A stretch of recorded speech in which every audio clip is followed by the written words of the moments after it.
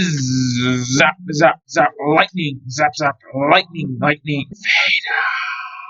Hello everybody, it's me, the Lego Dude, and in today's video I'll be breaking down the Lego X-Men X Mansion, which was leaked and then officially revealed a couple of weeks ago. It'll be numbered 76294, cost $330, and have 3,093 pieces. It'll release on November 1st for Lego insiders and November 4th for the majority of people. The build is phenomenal, but we'll focus in on that after looking at the minifigures first. Our lineup of minifigures is amazing, with a total of 10 minifigures and a buildable character. Starting off with the minifigures, we first have Wolverine, who was reused from the X-Men X-Jet released in early 2024. This minifigure was already top quality, so the decision to make no updates is agreeable. The arm and leg prints are extremely detailed and of a high quality as well. The claws are about as accurate as you'll be able to get, and his mask is superbly designed for what you would think would be a hard design to achieve accurately in Lego form. Next up, we have an extremely exciting and highly anticipated minifigure with Professor Charles Xavier, who is brand new for this set. Lego absolutely delivered here with the exceptionally detailed suit and tie prints and Xavier's iconic yellow wheelchair, which is designed very well. The building technique for the wheelchair is a bit odd and may put some people off, but overall this is still a great minifigure. Next up, we have another exceptional minifigure with Storm. Her torso is reused from the CMF version of Storm, but the face and hair pieces are new, and the brand new wraparound cape piece combined with the included Lego lightning bolts looks amazing and definitely holds this up as a great minifigure. Next up, we have Cyclops, who is mostly reused from the X-Men X-Jet released in early 2024, with the exception of him now having leg printing, which is very well detailed.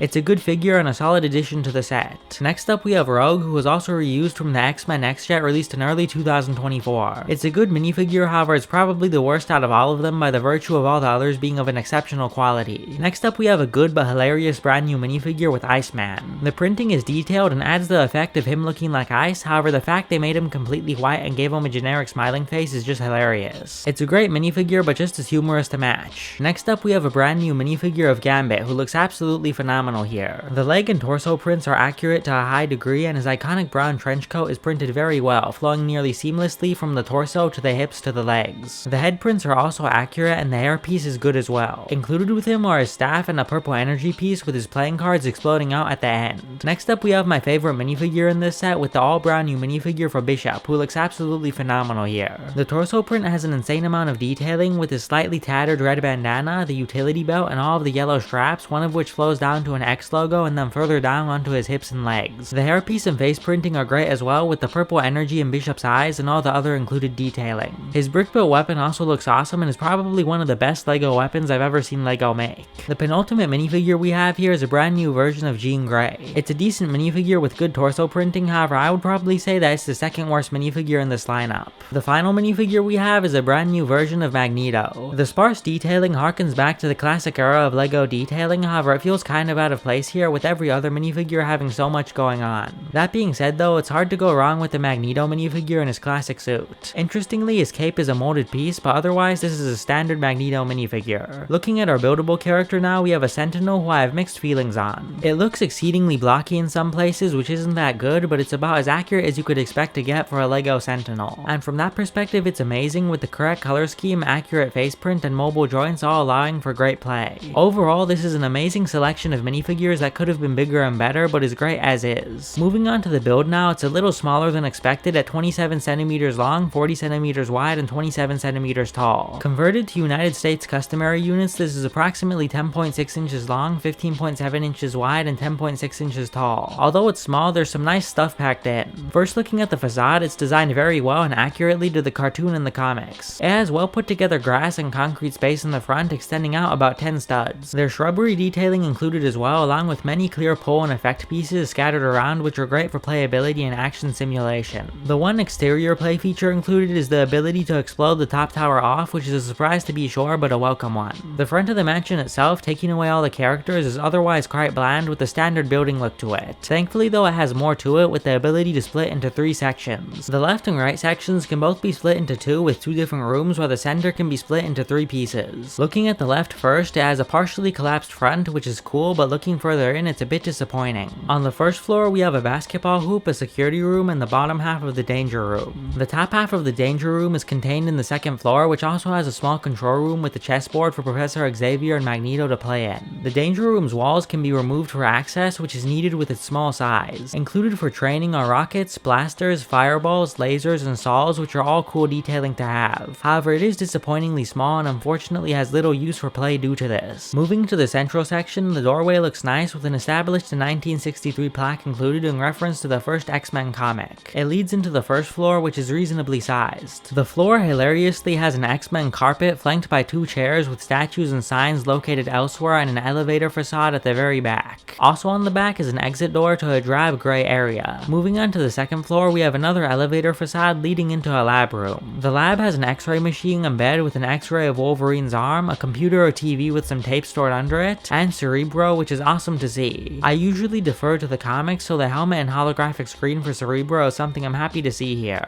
The very top section is just the tower and roof with not much going on. Moving on to the right section, the facade is fine with a cool sign for the X-Mansion also included, and on the back alleyway area we have a dumpster, some graffiti, and a Nightcrawler poster. Looking at the rooms now, on the first floor we have a library area with 1 bookshelf and a frankly hilarious classroom area. It's less a classroom and more a closet if we're being real here. It has some interesting detailing such as a globe, chalkboard, and Wolverine poster, but barely being able to fit 3 minifigures is a disappointment. On the second floor we have 2 rooms. First is an extension of the lab from the center area with a screensaver, a hallway, and spilled coffee. And then our final area is a bedroom. It has 2 beds, a cabinet, and some nice detailing with an X-Men poster, some gum, and a calendar. Overall, all of these rooms are interesting on some level, but they all suffer from being extremely small. Looking at some final miscellaneous things and notes, the roof detailing is very nicely built. In contrast though, the walls are shockingly thin. I would recommend only picking it up from the bottom, otherwise it'll crumble in on itself while you're holding it. Overall, I think this set is awesome but has some big issues. I prefer the comics and the TV show over the movies by far, so I'm happy with a lot of the detailing and build. But the interior size and surprisingly weak structure are very disappointing aspects. $330 is definitely too much, but if you're a fan of the comics or the show, then picking this up at some point is definitely on the cards, especially if it eventually goes on sale for 10 or more % at some point, preferably 20 or more. Alright everyone, that is everything for today's video. Tell me your thoughts on the LEGO X-Mansion in the comment section down below. What do you think of the build? Which room is your favorite? Which minifigure is your favorite? And one last thing before you leave, please remember to hit the subscribe button, ring the notifications bell, and leave a like on the video. Bye!